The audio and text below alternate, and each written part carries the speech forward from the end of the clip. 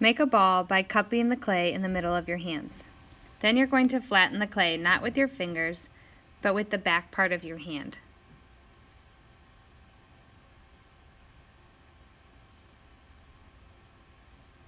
The clay should be about the thickness of your finger. If it's too thin, then it will break and not be able to hold all the coils on top of it. You'll use the bottom of a cup in order to press in and make the shape of the base for your coil pot. Then use a popsicle stick to very carefully carve around where the cup made the imprint, and you're cutting off all the excess clay. Again, your base should not be too thin and flimsy, or else it will not hold the coils. Turn your base over and then write your name and your class on the bottom of the base. This will be placed down facing the canvas. Begin rolling your first coil. I take enough clay that I will make it long enough to go all the way around the base. Remember, when I'm rolling a coil, I'm using the palm of my hand rather than my fingertips so that I don't leave ridges on my coil. You're applying even pressure and rolling back and forth, long strokes back and forth.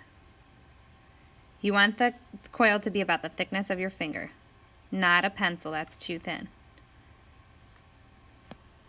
Now it is time to score. I'm going to make little marks with my popsicle stick all the way down my coil, and also where I'm going to be attaching it so that these two pieces fit together like puzzle pieces. I lay the coil on top, cut it off to make it a full circle. Then I will score that coil again. If I have more left over, I can build another coil on top of it. Your canvas can move in a circle, so feel free to turn it to make it easier for yourself. I'm going to stack 3 coils on top of each other before I actually mix any of the clay together and smooth it out. So at least 3 coils before you smooth out your clay. So I'm rolling out another coil. I'm scoring that coil. I'm scoring where I'm going to add my coil. Then I'm putting my 3rd coil on top. Now it is time to smooth out the clay. Now it's time to smooth out the coils. When I'm smoothing them out, I'm actually grabbing a little bit of the clay from the top and I'm pulling it down. So you're pulling or dragging the clay all the way down. This is how we smooth out the coils. It's not by pinching. We do not pinch. You can notice I'm only using one finger in order to smooth out the clay. I do not have one finger on the inside and one on the outside. I'm only smoothing out with one finger.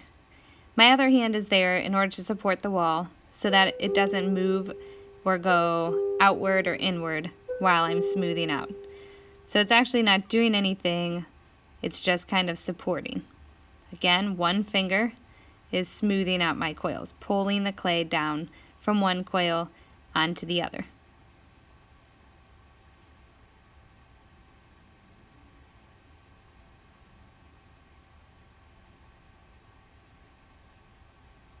If you pinch at this point, your walls will get very, very thin and will not stay straight up and down. They'll either go out or they'll come in.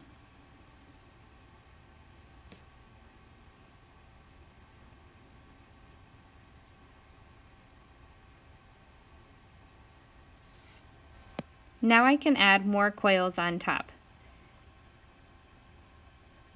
Notice that I've put this one slightly, ever so slightly, towards the inside.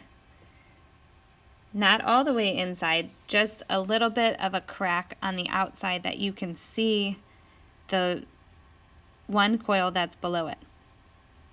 And I'm smoothing out only on the outside this time. You'll smooth out after every coil. Again, it's just a little bit on the inside of the previous coil. And I smooth out only on the outside. Notice that the clay is a little bit rough right now. That's okay. I can do a lot of the smoothing later on in the process. Right now you're making sure that the form, the shape itself, is really nice and going inward. If you wanted, you could have added a couple more coils that go straight up before coming in, if you want your piece to be a little bit bigger. Now I'm spending time just making sure that everything is nice and smooth. Again, here I'm not pinching again. I'm just using one finger on the outside to smooth that coil and attach it to the other one.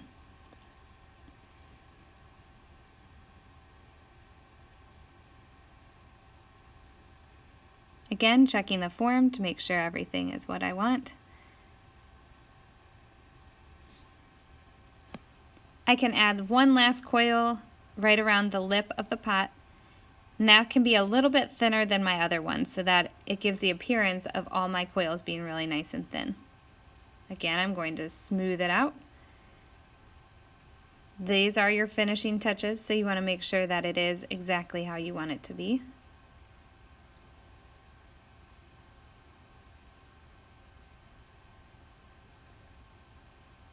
I can smooth on the inside a little bit by pushing down with my thumb.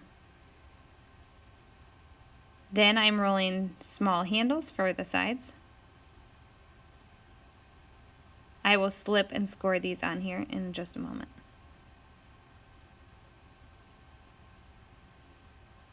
Again, these are about the thickness of a pencil. Make sure they're the same on both sides. These are an option. You don't have to add handles to your projects.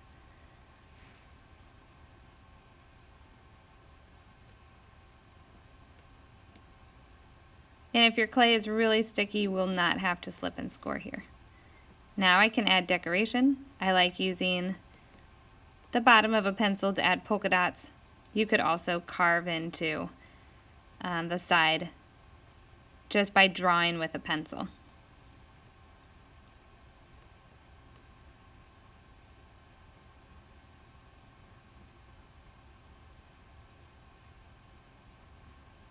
Think about the back side as well.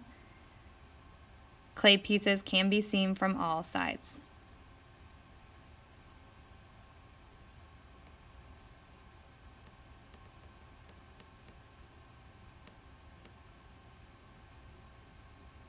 And it is complete with my name and class on the bottom.